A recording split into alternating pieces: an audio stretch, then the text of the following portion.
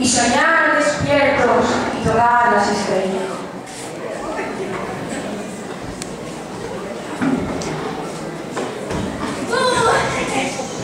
Despertar, risas, sonrisas, carcajadas, y llenar el mundo de alegría.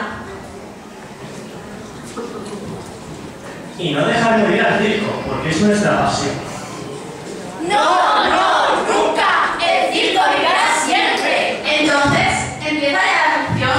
¿Qué Navidad más triste? Aquí todo está como apagado, sin color, no puede ser. ¡Que empiece el espectáculo! Todos los artistas preparados. Malabaristas, equilibristas, fieras, acróbatas, bailarines.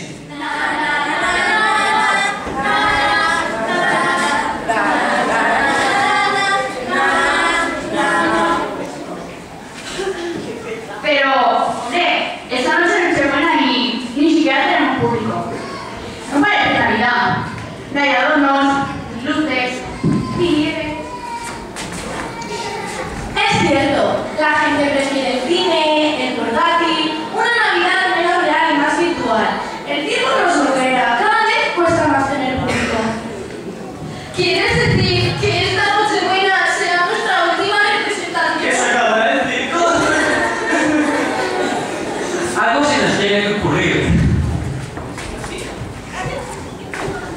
Pero fijaos en toda esta gente que está aquí esta tarde. A lo mejor quiénes son nuestro público esta vez.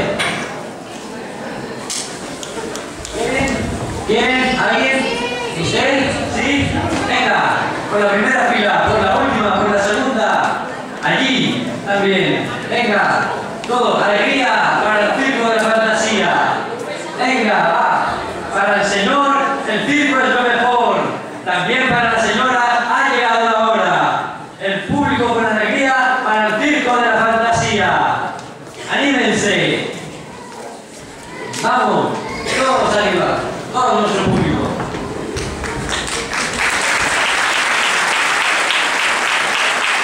Entonces, ¿Hemos arreglado? ¡Sí!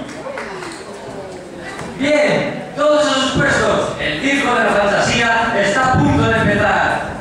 Querido público, que empiece la función. ¡Música, maestro!